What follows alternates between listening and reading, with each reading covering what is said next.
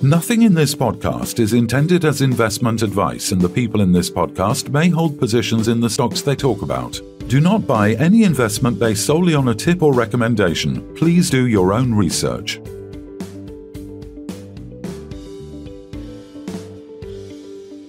Hello and welcome to the Midweek Takeaway. Today we're joined by Carl Esprey, CEO of Contango Holdings. Welcome back, Carl. How's life treating you? Yeah, very good, thanks. Good to see you guys again. Hope you had a good summer. Sounds like you've been busy anyway. Yes, well, I spent a lot of the summer down in Africa, so I didn't manage to take advantage of the warmth. Although a winter in Binga is about 30 degrees, so wow, don't feel too sorry for me.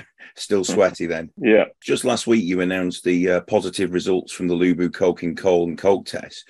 Do you want to just talk us through these results and what they mean for Lubu in the future? Yes, well, you'll note that we've signed an offtake for our coking coal. That was a few months back. Actually, demand for coking coal in the region is extremely healthy. What we wanted to do also is, as you recall, we've built a small coke battery of our own and we've coked our own coking coal, run that coke through various tests, and we've distributed those tests to off-takers in the region, including steel mills in South Africa, traders in South Africa. And obviously those were very positive results. So that will spur some off-takes on our coke as we move forward and eventually build the coke batteries up in Binga. Sure. And looking at those results, they seem to be of good purity. Do you want to just talk us through what you found with the quality of that? Yes, well, they very low impurities, very low sulfur. So this is very good coke for steel mills to buy and blend with coke of different characteristics. I mean, obviously, every industry has its own specifications, whether it's chrome smelting, whether it's steel smelting, ferroalloys, they all have different specifications of coke that they want, and no one coke deposit, or it's very unlikely that one coke deposit holds the exact specifications they need. So they buy coke with different specifications, crush it up and blend it to make the coke that goes into their smelters. And obviously ours, especially the sulfur count, gives an ideal blending to reduce the sulfurs in other coal and other cokes to kind of meet the specifications that they need. So basically those tests were run through, I believe it was a 1 ton per hour. You have a test plant running there with a vision to obviously install the larger 100 ton per hour throughput. How are things going with that? I think it was One Vision, wasn't it, the company that were doing the installation? Yes, well, that was a pilot plant effectively that we've been running at the moment as we expand to the larger plant. The main focus is on getting the wash plant installed, the lab installed, and also the local community moved up in Binga. I think we've spoken before about that in the past. Those are all contiguous tasks. Actually, the pit, the mining started many months ago, as you know, but the ancillary equipment, the ancillary wash plant, but specifically also moving the local community away from the blast areas is the task that are ongoing at the moment and going very well. You'll get some update pictures in the coming weeks of the wash plant installation as it nears its completion. And then obviously, as you alluded to earlier on, this offtake with A to Z investments for, I think, 10,000 tonne per month. Is that all still on track and the company to deliver first revenue by the end of the calendar year? Yes, that's the plan at the moment. And A to Z could take more from us. Obviously, we have to scale the plant up as we go. So, we won't be able to produce more than that initially. We have an ambitious plan to scale up production in the region and add more wash plants as we try to eventually produce multiple product lines for the different off-takers in the region. We have really no shortage of people. I know, if you rewind a year ago, coking coal as a product was difficult because there was, we weren't living in the days that we are today when so many coal mines have been shut down. But at this point, we have a plethora of offtake options, including in non-coking coal, including in thermocol. So, Carl, just to come back to this offtake agreement that's signed, sealed, and delivered, what sort of financials are we talking about for this offtake? They're obviously they're picking the coal up, or we're delivering it somewhere. No. So the initial offtake was designed to be a mine gate, so it's picked up at the mine gate, and that's to just give the company some breathing space. Because obviously, as we tweaking the mine and we're starting up the mine, we don't want to have to build an entire logistics solution and run trucks and workshops for trucks initially. So initially, the first offtake is 10,000 tons a month, and it's all collected at our mine gate. We just need to wash it, crush it, and deliver it within spec. And the current price that they're paying for that is $120 a ton at mine gate. And the cost base for us is sub $40 a ton for that. Okay, so we're making maybe $80 a ton on that. Yeah. $800,000 a month. Yes, that's right. $9.6 million a year. Yeah, correct. Okay, So on $9.6 million a year with the current exchange rate, it's maybe $8.5 million in terms of cash flow. And that's free cash flow, I presume. So, that's right, yeah. I mean, this alone surely sort of verifies your £21 million market cap as we stand. Yeah, we think so. I mean, we have other offtake offers for higher prices. Those often involve us delivering it either to a port or delivering it into South Africa. The margins will be higher even with the delivery, but it's something that we're going to only look at once we've delivered our first offtake, because it would involve us delivering a logistics solution, as I said, workshops, diesel storage, and we want to just kind of attack one challenge at a time. Yeah, and we're in the middle of an energy crisis, obviously in Europe, especially, and parts of the world. So it was interesting. We had a conversation, obviously, before we started to speak. At Lubu, you're digging up 60% thermal coal and 40% coking coal, metallurgical coal, which we've seen is a very good quality. And there's obviously a process to go through to be able to use that coking coal. So are you just going to leave the thermal coal there, or have you been approached about thermal coal? What's the situation? Yeah, the world, it's a funny place now because there's an energy crisis, as you said, and then one of the biggest producers of thermal coal in the world is persona non grata. So there is a huge demand for thermal coal. We've been approached, I mean, even months ago it was, but now it's obviously much more panicked. We've been approached by lots of European countries to deliver Zimbabwean thermal coal. I mean, if you would believe it.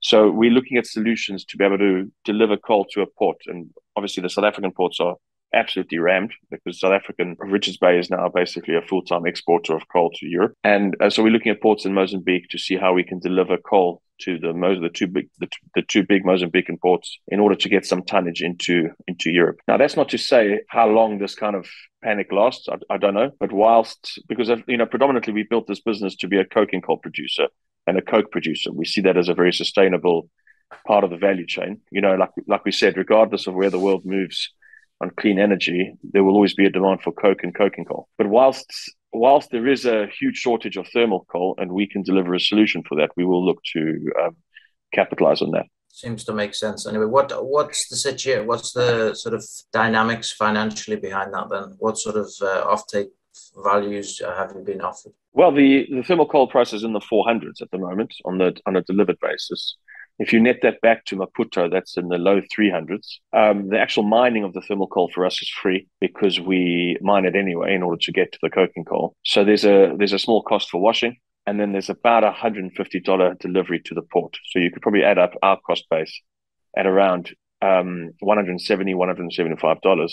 And the price that we'd be getting for that would be in the low 300s at present. You could be getting $150 free cash per ton. And what sort of tonnage? What sort of tonnage have these people been asking? Obviously, as much as you can give them, probably. But as much. So the bottlenecks for us will be how much can we mine, how much can we wash, how much can we truck, and how much can the port take? Because there is no capacity to export coal from South Africa anymore. Richards Bay is totally full. So they're now looking at other ports that they can send coal from. It's just, you can imagine in South Africa where you can actually rail it to the port, the economics are even better for thermal coal. And so every available quality ton of thermal coal that can be sent from Southern Africa is being sent to Europe at the moment. Yeah, he was saying, how much can we deliver? So I'd say if we could get to around 10,000 tons a month of thermal coal without a huge expansion in capital, we'd be quite happy with that. Yeah, and when can you see that starting to happen? Early next year at the earliest. Okay. So still the metallurgical coal, coking coal is going to be online before the thermal coal, is what you said. Yes, that's right. And just one quick thing. I mean, on the price of met coal, I mean, you've seen obviously the price on the European spot market, on the US market, skyrocket and then obviously fall subsequently. We don't really have that kind of dynamic in Zimbabwe and South Africa because we're not as spot based. So you've seen, like I said to you, the price delivered of our met coal is $120. At one point, the price of delivered of spot coking coal was $600 into China. So I don't see it falling. In fact, I still see upward pressure on the coking coal price as it slowly catches up to even the price in Europe, where it's gone up and it's fallen, and we haven't even caught up to the point where it ended up in Europe. So I don't see any negative pressure on the coking coal price coming. In Zimbabwe, I see a small upward pressure on it. But in terms of just going quickly back to the thermal coal, can you see that you have the potential to sort of sign maybe a 12-month offtake agreement for the thermal coal? Is that something that you're hoping to do? Yes, I could see that. The price won't be fixed though on that. So the price will obviously be referenced to either API or a delivered price into Europe. And so I think the point of maximum pain will be December, January. So, I'm hoping that we can get everything ready by then to capitalize most of it. But certainly the way we were thinking 18 months ago of thermal coal being finished, unless there's a domestic power station, I think the world's rethought that a little bit. Now, whether they're rethinking that for 1 year, 2 years, or 10 years, I can't tell you. But certainly we'll be looking to take some advantage of that. Yeah, I mean, I think the worst case scenario from what you're saying, if it's 10,000 tons a month for even a year, you're going to be sort of between 10 and 12 million dollars better off, 10 million pounds. So straight away that would up the ante to, you're talking about somewhere in the region of 18 to 20 million pounds of net cash flow next year with these two situations. And this is even before you get to any major coking coal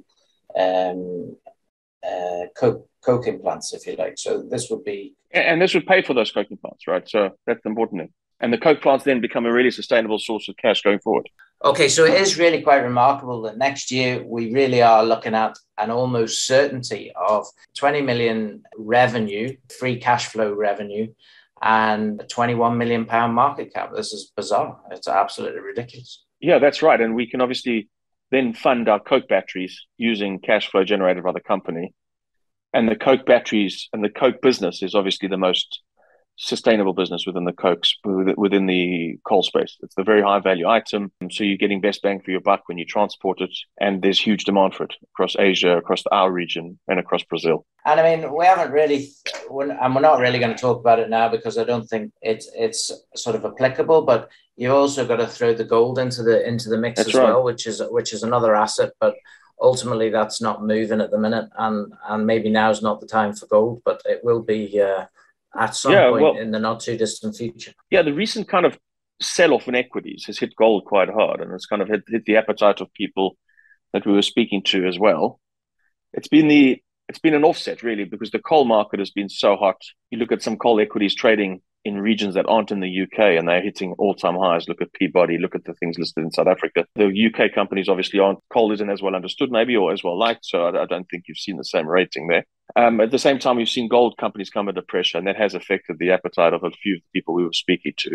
And so we're just kind of sitting on our hands at the moment and just all hands on deck to build the coal mine. We're months away from revenue there. And then as things get a little bit better, hopefully we can resume some of the talks we were having on the gold. Yeah, I mean, you look in the UK at Thungela, is it, that was spun out, and it's an all-time high, and they've just agreed to pay 225 pence dividend or whatever. It was like 25% or maybe even bigger dividend. I don't remember the exact numbers. But yeah, the amount of free cash flow that's being pumped out of coal companies is absolutely unbelievable. Yeah. The only ones that are not really working well are the completely indebted companies, which are in the US mainly. That's right. Because anything that's got no debt and has the ability to produce coal at the minute is going to be making shed loads of cash. It's as simple as that. And the sooner you can get to that point where you can increase production at a greater rate, the better it's going to be for Contango for sure. And use free cash flow to pay for that capacity expansion. Yeah, even better. Carl, it's been an absolute pleasure as always. Thanks very much for your time. Brilliant. Thanks, guys. Really good catching up. Thanks, Carl. Speak to you soon. This podcast was brought to you by Roast PR Limited. If you would like to appear on a future episode of The Sunday Roast, please email admin@thesundayroast.net.